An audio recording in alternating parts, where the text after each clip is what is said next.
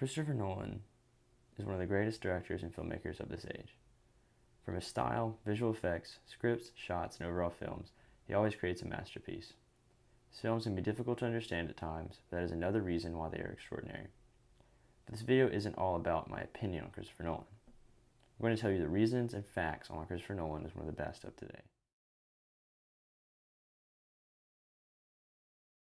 To start off, Nolan has 11 movies that are over 7.1 on IMDb. 4 of those are over 8. Those are pretty great ratings, but ratings aren't everything. Nolan isn't good because of his movie ratings, but because of his vision. Almost all of Nolan's films have something to do with time, slowing time, reversing time, flashbacks, memories, or whether the movie is portraying different characters at different times, such as in Dunkirk, which follows 3 different sets of characters. For one set, the audience follows them over a week, then a day, and then a couple hours.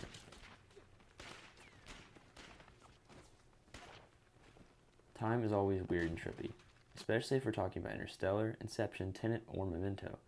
All of these films revolve around time and how it affects the characters, story, and audience.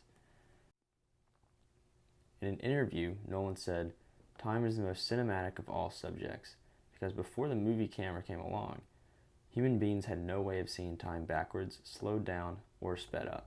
And I think that went some way to sort of explain to me why I've been interested in exploring it in movies, because I think there's a really productive relationship." He loves to work with time, and we can definitely see that in his work, and he does it so well, in a respectful way that doesn't seem to break barriers or such.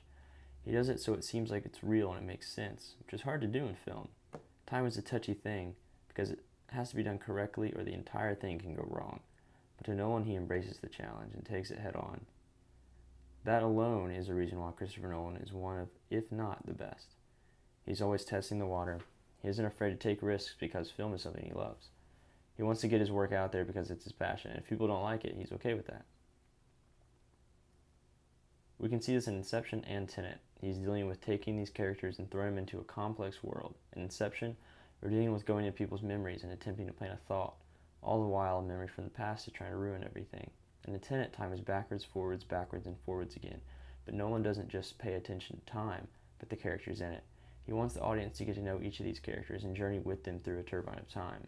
While dealing with the character development alone would be a lot, Nolan amazingly does it while messing with time.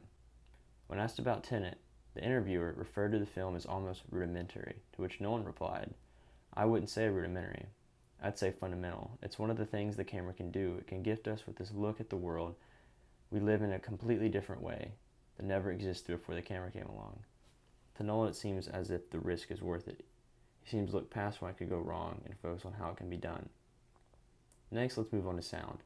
In each of Nolan's movies, sound is a huge part. In Interstellar, Tenet, and Dunkirk, some people were annoyed that in some scenes the dialogue was difficult to hear. However, according to Nolan, it was intentional, to which he said, "Many of the filmmakers I've admired over the years have used sound in bold and adventurous ways. I don't agree with the idea that you can only achieve clarity through dialogue, clarity of story, clarity of emotions.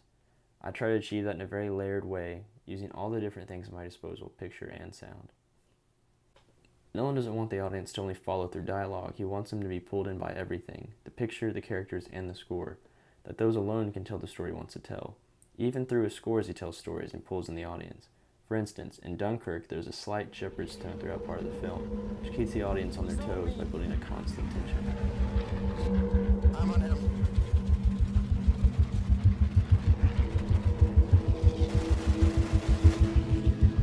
On my mark, 42, to the left. 3, 2, 1.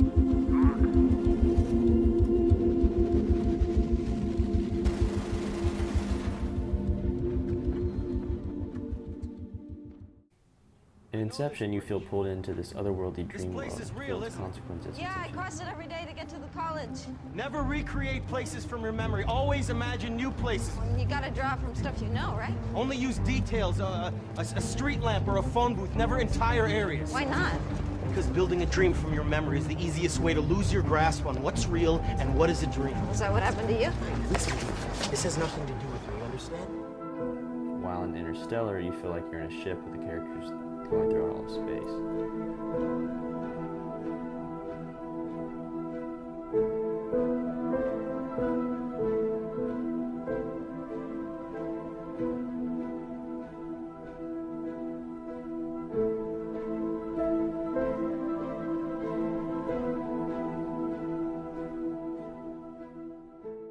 The way he uses his scores brings the audience into film, but it also conveys the story how he wants us to perceive it, whichever that way may be. Even with visual effects, Nolan is incredible. And he always prefers to do them in camera. Sometimes he has to use VFX, for instance, in Interstellar, but most of the time he captures everything in camera. Two of the most renowned scenes are the semi-flip in The Dark Knight Rises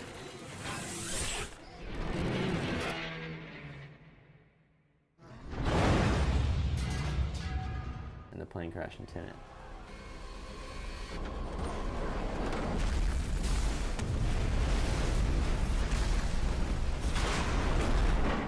He's always pushing the boundaries.